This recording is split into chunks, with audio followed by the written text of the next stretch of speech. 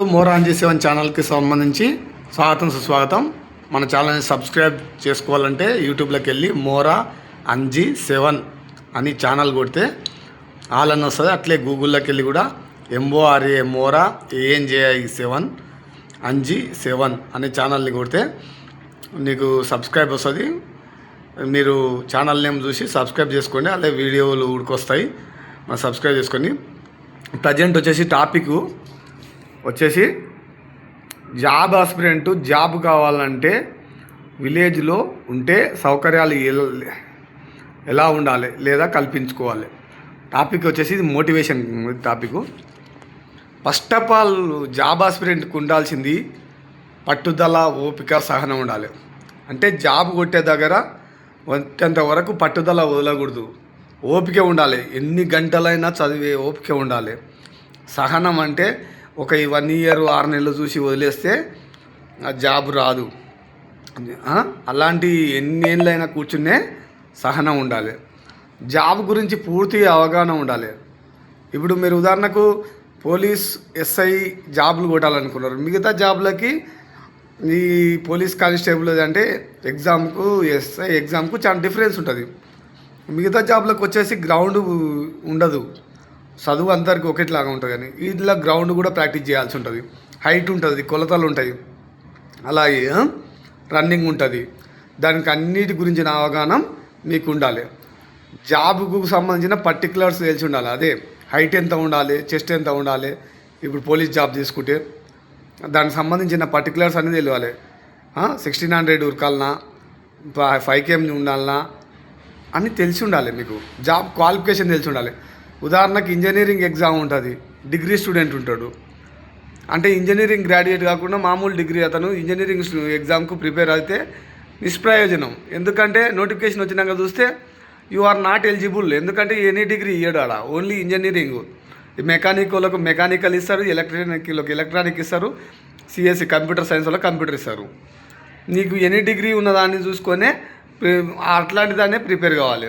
పర్టికులర్గా diet, BEd ఉన్న DSE, TET అంటే HGT ప్రిపేర్ కావాలంటే దానికి సంబంధించిన అవగాహనే ఉండాలి.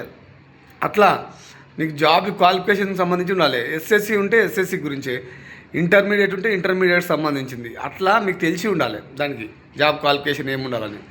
సిలబస్ గురించి పూర్తి తెలిసి ఉండాలి.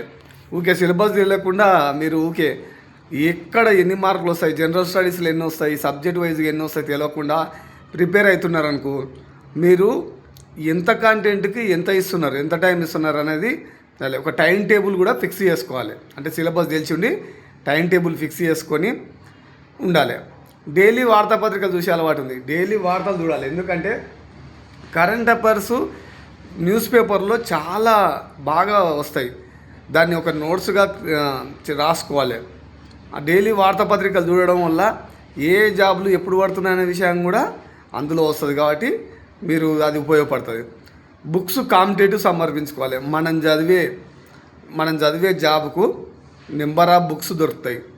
ఒక్కొక్క బుక్స్ ఒక్కొక్క కంటెంట్కి సంబంధించింది ఉంటుంది, అది సమకూర్చుకోవాలి. ఉదాహరణకు పోలీస్ కానిస్టేబుల్ ఉంది, దానికి సంబంధించిన GSకి జనరల్ స్టడీస్కి బుక్ ఉంటుంది, రీజనింగ్ ఉంటుంది, అర్థమెటిక్ ఉంటుంది, ఇంగ్లీష్ ఉంటుంది, ఇండియన్ హిస్టరీ ఉంటుంది, మామూలుగా ఇండియన్ ఎకానమీ ఉంటుంది. ఇవన్నీ బుక్స్ అంటే తెచ్చుకోవాలి. తెలంగాణ హిస్టరీ ఉంటుంది, తెలంగాణ ఉద్యమం ఉంటుంది. ఇవన్నీ బుక్స్ అమ్మో ఇన్నే అంటే కుదరదు. ఎందుకంటే మనం ఎప్పుడైతే జాబ్కు ప్రిపేర్ అవుతున్నాం అంటేనే మన దగ్గర బుక్స్ ఉండాలి. బుక్స్ లేకుండా నేను ప్రిపేర్ అవుతున్నా అనేది చాలా కష్టం అన్నట్టు. అలాగే జాబ్ నోటిఫికేషన్ మొత్తం చదవాలి. పోలీస్ కానిస్టేబుల్లో ఏం చేశారంటే 43 జీవోనో 42 జీవోనో ఇవ్వడం జరిగింది. ఒక జీవో ఇచ్చేసి ఏం చేసిండు, జిల్లాల వారీగా పోస్టులు ఇచ్చిండు. అది చాలామంది పోలీస్ కానిస్టేబుల్ అప్పుడు చూసుకోలేదు. అంత నోటిఫికేషన్ ఎగ్జామ్ రాసినాక అయ్యో నేను అట్లా అన్నుంటే బాగా ప్రిపేర్ అవుతున్నే, లేకపోతే నాది ఒక పోస్ట్ ఉంటుండే అంటే అది కుదరదు. నువ్వు ఫస్ట్ అప్లై చేసే ముందే అది నెగిటివ్ మార్కింగ్ ఇచ్చిందా, డిస్టిక్ వైజ్ పోస్టులు ఇచ్చిందా, జోనల్ వైజ్ పోస్టులు ఇచ్చిందా, స్టేట్ వైజ్ పోస్టులు ఇచ్చిందా, ఇవన్నీ చదువుకోవాలి ఫస్ట్ జాబ్స్ నోటిఫికేషన్లో. అట్లయితేనే నీకు తెలుస్తుంది క్లారిటీగా. నువ్వు నోటిఫికేషన్ మొత్తం చదవకుండానే ఏదో ఒకటి అందరూ ఏమంటా చూడు గుడ్డెద్దు చేలబడ్డట్టు పోయి అంతా చదువుతున్నావు, కానీ నీకు ఎన్ని పోస్టులో తెలియదు, నీ కేటగిరీలో ఎన్ని ఉన్నది తెలియదు, నీ జిల్లాలో ఎన్ని ఉన్నదో తెలియదు, నీ స్టేట్లో ఎన్ని ఉన్నదో తెలియదు, నీ జోనల్లో ఎన్ని ఉన్నదో తెలియదు. అలాంటప్పుడు నీకు ఎట్లా కాంపిటీషన్ ఎట్లా తెలుస్తుంది? నువ్వు ఒకటి పోస్ట్ ఉంటుంది కానీ నాకు ఈ పోస్టులు ఉన్నాయంటూ ప్రిపేర్ అయ్యి మామూలుగా ప్రిపేర్ అవుతుంటావు. ఒక్క పోస్ట్కి ప్రిపేర్ అయ్యేటప్పుడు చాలా గంటల తరబడి చదవాలి, రివిజన్ చేయాలి, ఎగ్జామ్స్ రాయాలి, అందరికంటే ముందు ఉండాలి, ముందు లేవాలి, ముందు చదవాల్సి ఉంటుంది. అలా కేటగిరీ పోస్టులు ఎన్ని, మొత్తం పోస్టులు ఎన్నో తెలుసుకోవాలి. ఇంతకుముందే చెప్పిన మన ఉదాహరణకు బీసీడీలో పోస్టులు ఎన్ని ఉన్నాయి, బీసీడీ అయితే ఎస్సీలో ఎన్ని పోస్టులు ఉన్నాయి, ఎస్టీలో ఎన్ని పోస్టులు ఉన్నాయి, టోటల్గా ఓపెన్లో ఎన్ని పోస్టులు ఉన్నాయి, ఇలా డివైడ్ చేసుకోవాలి. దానికి సన్నద్ధమై చదవాలి. విలేజ్లో ఉంటే ఉన్న చోటనే స్టడీ హాల్ సృష్టించుకోవాలి. పట్టణాల్లో మండలాల్లో అయితే స్టడీ హాల్ ఆల్రెడీ ఉంటాయి. మరి విలేజ్లో ఉన్నాం సార్ మనం ఎట్లా? చూడు బ్రదర్, మనం చదవాలనుకుంటే స్టడీ హాలే కాదు, వాతావరణం కూడా నీకు సహకరిస్తుంది. ఒక మంచి చెట్టు ఉంది, వాతావరణం ఉంది, నీకు బుక్ ఉంది, నోట్ బుక్ ఉంది, తీసుకో, బుక్ చూసుకో, చదివిన దాన్ని రాసి రోజు టైం టేబుల్ పెట్టుకో. ఒక్కొక్క దాన్ని ప్రిపేర్ కాకుండా రా. స్టడీ హాల్లే ఉంటే చదువుతా, లేకపోతే చదవను అట్లానే ఉండదు. పట్టణాల్లో అయితే స్టడీ హాల్స్ ఉంటాయి, స్టడీ హాల్స్కి వెళ్ళాలి. స్టడీ హాల్కి వెళ్ళడం వల్ల ఏ డిస్టర్బెన్స్ రాదు, అందులో కూర్చొని ప్రశాంతంగా చదువుకోవచ్చు. నీకు విలేజ్లో అంత సౌకర్యవంతంగా లేకుంటే పక్క మండలానికి వెళ్ళి స్టడీ హాల్ తీసుకో. ఒక సంవత్సరంన్నర కష్టపడు. ఏదో కొంతమంది ఏం చేస్తారంటే పోలీస్ కానిస్టేబుల్ నోటిఫికేషన్ పడుతుందంటే ఒక్క నెల ముందు పోతారు, పోయి గ్రౌండ్ ప్రాక్టీస్ చేస్తుంటారు. 10 గంటలకు వస్తారు ప్రాక్టీస్ చేసి. బాగా అలసిపోయి ఉంటాడు కదా, అతను ఏం చేస్తాడు, స్నానం చేస్తాడు, పడుకుంటాడు. ఎప్పుడు లేస్తాడబ్బా? మళ్ళా మధ్యాహ్నం 2 గంటలకు తింటాడు, మళ్ళా వంతాడు పండి, మళ్ళా 4:30-5 గంటలకు లేచి సాయంత్రం గ్రౌండ్కి వెళ్తాడు. మళ్ళీ ఇల్లైనా పోయి మళ్ళీ బుక్ పడతాడంటే అది ఉండదు, వచ్చి తింటాడు, మళ్ళీ వంతాడు.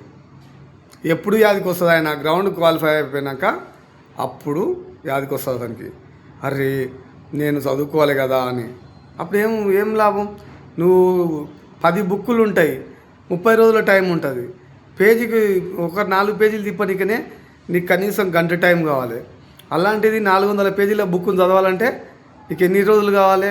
అప్పుడు 5 రోజులు అది తిప్పేస్తూ ఉంటావు. మనం ఎంత పెద్ద మానవుడైనా కానీ 5 రోజులు ఒక బుక్ చదవలేడు. అది రివిజన్ పర్పస్లో అయితే ఏమో ఇట్లా 40 పేజీలు చూడవచ్చు. కానీ మ్యాక్సిమం నీకు చదవాలంటే ఒక సంవత్సరం కఠినంగా ప్రిపేర్ కావాలి. కన్సిస్టెన్సీ ఉండాలి ఫస్ట్ ఆఫ్ ఆల్. అంటే పట్టుకున్నామంటే ఆ బుక్ను ఇడవకూడదు. అందులో ఉన్న అంశాలను ఒకటి తరుగుబా రాసుకొని, లేదంటే మన వీడియో ఛానల్ కవర్ చేస్తుంటారు, వీడియోస్ ఉంటాయి, వింటూ ఉండాలి. వీడియోస్ ఎందుకంటే రివిజన్గా బాగా ఉపయోగపడతాయండి. టాపిక్ మొత్తం చదువుతారు, మర్చిపోతుంటారు. కానీ కాంపిటేటివ్ వారియర్స్ కోసం మనం చేసే వీడియోస్ నీకు రివిజన్ పర్పస్లో కానీ, నీకు ఫస్ట్ ప్రెషర్స్ కానీ బాగా ఉపయోగపడతాయి. మస్తు చెప్తారులే అనుకోవచ్చు, కానీ చాలా మేము అక్కడి నుంచే వచ్చినాం. కానీ పట్టుదలతో చదివి జాబ్ తెచ్చుకోవడమే ఉత్తమం. కాబట్టి మీరందరూ ఈ ఉన్న వాటిని పాటించి మెరుగైన ప్రదర్శన ఇస్తే ఖచ్చితంగా వచ్చే నోటిఫికేషన్లో మీ జాబ్ మీ చేతిలో ఉంటుంది. జాబ్ లెటర్ అందుకుంటారు. ఖచ్చితంగా ఆశిస్తున్నాను. Thank you. మన మోరా అంజీ 7 ఛానల్ని సబ్స్క్రైబ్ చేయండి. ఇలాంటి వీడియోలు కాదు, ఇలాంటి వీడియోలు మోటివేషన్ వీడియోలు ఉంటాయి, అలాగే మీకు సబ్జెక్ట్ వీడియోలు ఉంటాయి. మీకు సబ్స్క్రైబ్ చేసుకోండి, లైక్ చేసి షేర్ చేసి మీ ఫ్రెండ్స్కి కూడా షేర్ చేయండి. దానివల్ల ఏం కాదు, పోటీ పెరిగినా పోటీలో కొడితేనే రసవతరంగా ఉంటుంది. పోటీ లేకుండా ఒక్కరిని పెడితే గ్రౌండ్లో కూడా ఉరకలేడు. ఎందుకంటే ఒక 4 ఉంటేనే అందులో ఫస్ట్, సెకండ్, థర్డ్ తెలుస్తుంది. నువ్వు ఒకడు కంటే నువ్వే ఫస్ట్. కాబట్టి ఖచ్చితంగా బాగా చదువుతారని ఆశిస్తూ thank you friends. Thank you.